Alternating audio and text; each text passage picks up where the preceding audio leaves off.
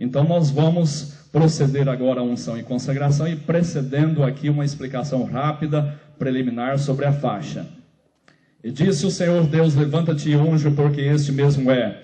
Então Samuel tomou o chifre de azeite e ungiu-o no meio de seus irmãos, e desde aquele dia em diante o Espírito do Senhor Deus apoderou-se de Davi. Amém? Está aí um resumo da faixa, né, um resumo da Bíblia. Tem gente que tem uma dificuldade enorme de compreender a Bíblia.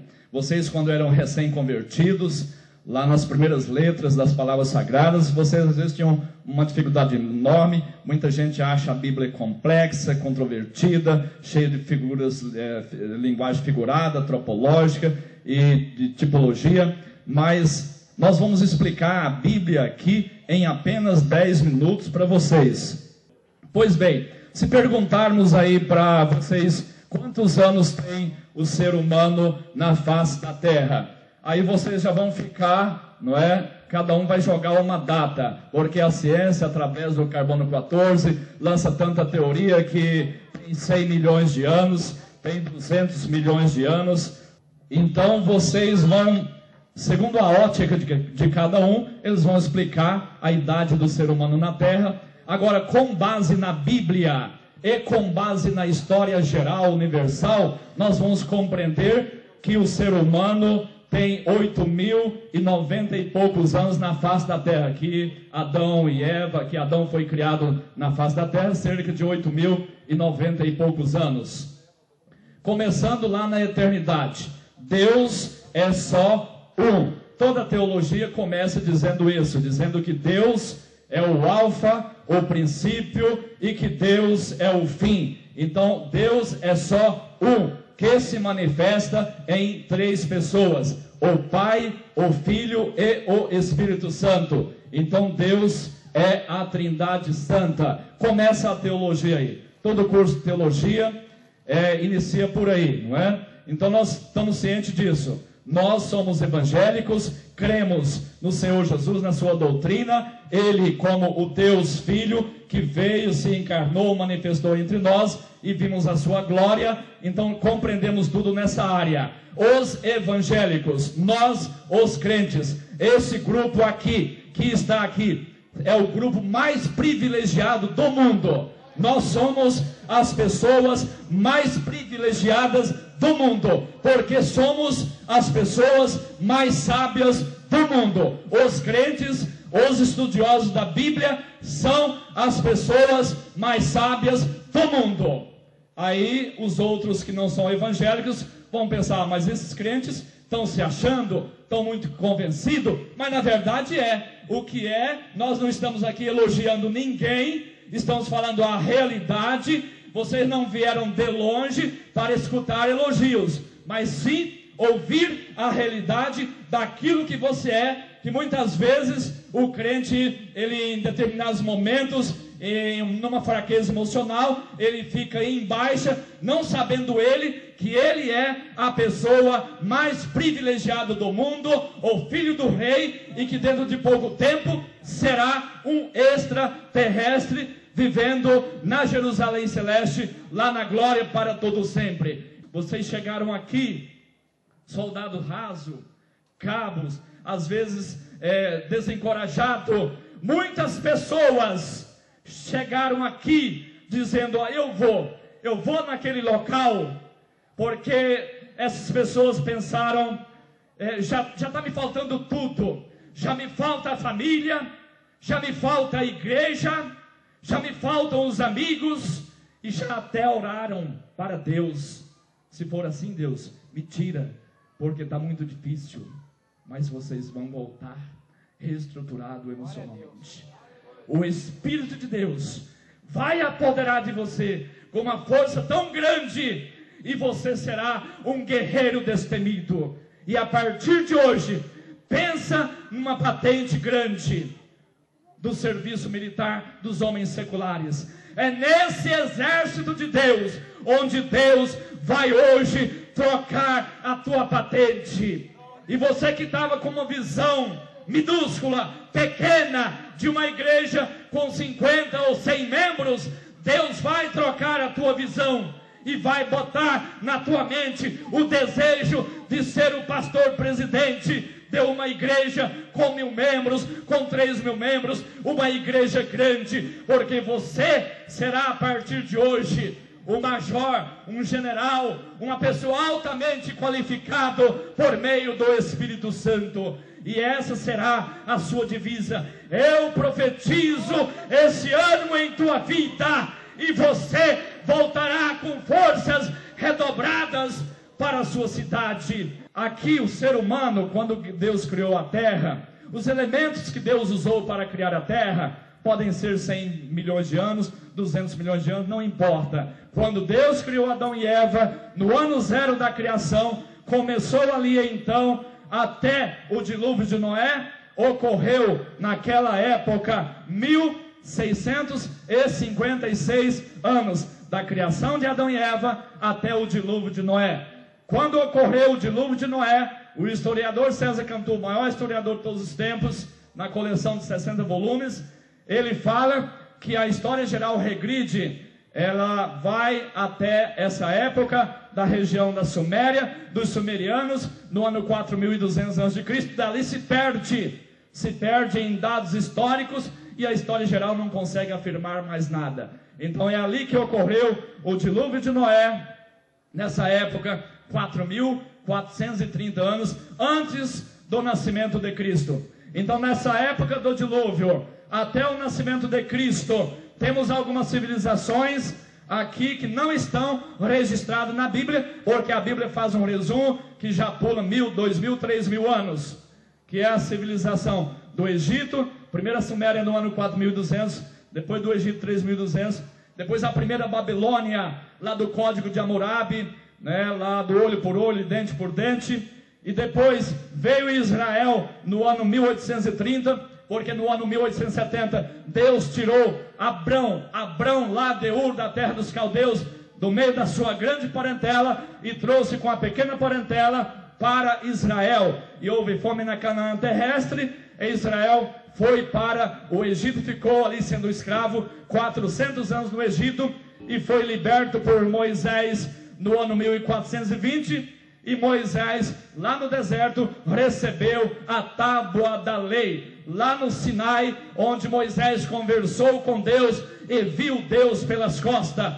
Nessa ocasião aqui, veio Salomão que construiu o primeiro templo para adorar a Deus, que até então era no tabernáculo, e ali era por meio da arca, e ali então, o Salomão, ele no ano 1000 antes de Cristo, época em que Homero estava lá na Grécia com a sua literatura, com a sua Odisseia, aqui Salomão estava sendo o homem mais sábio do mundo, escrevendo os seus 3.000 provérbios. Depois de Salomão, houve a queda de Israel, a quebra de Israel em 2 impérios, a tribo do norte e as tribos do sul, com a meia tribo de Benjamim. E nessa época que depois, mais 100 anos, veio também Jezabel, veio a época dos grandes profetas, e depois ocorreu a segunda Babilônia no ano 605 ou 596, como alguns historiadores e teólogos defendem.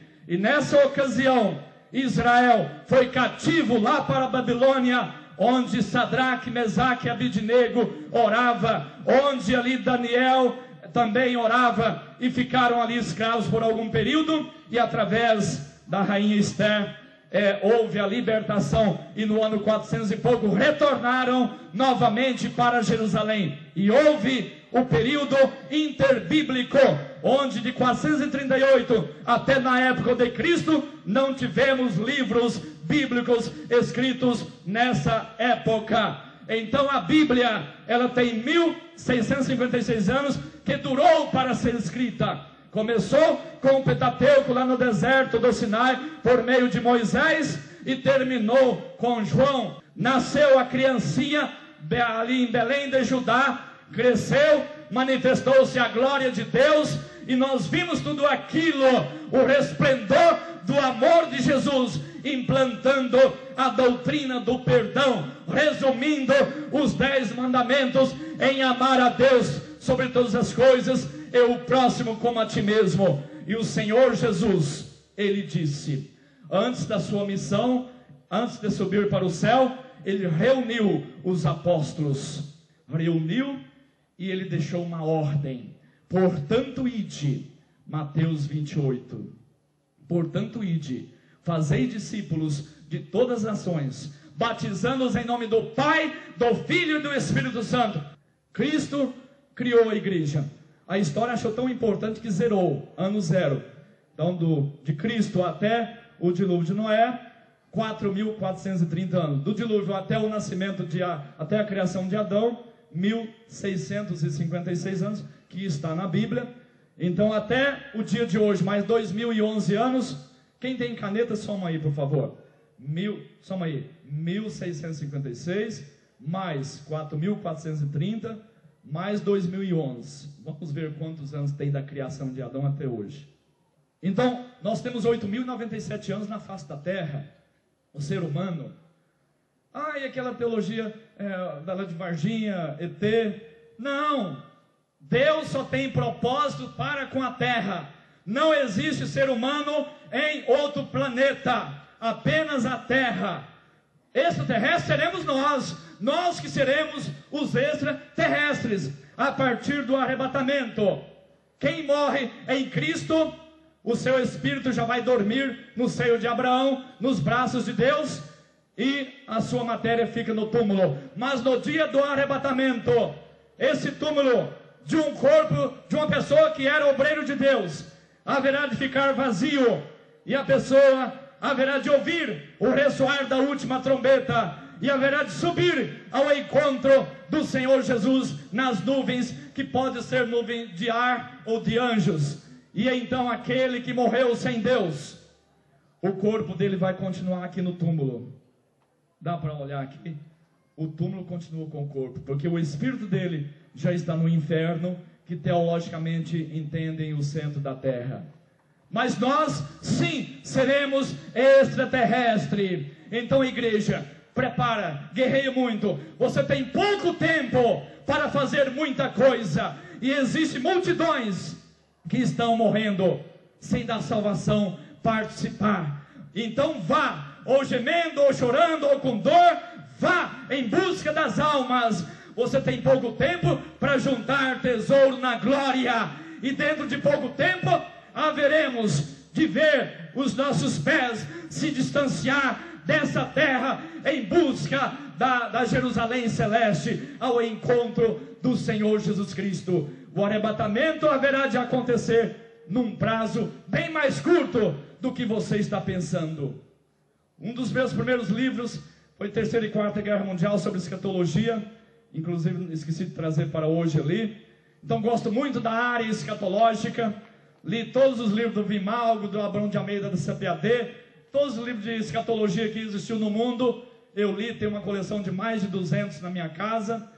E quando foi no ano de 89, resolvi escrever um livro de escatologia, muito gostoso. Depois o livro aqui do Holocausto, também sobre escatologia. Então eu estudo muito a escatologia, muitos livros proféticos, gosto demais, e somente eu sei o tanto que está mais próximo o arrebatamento do que você está pensando.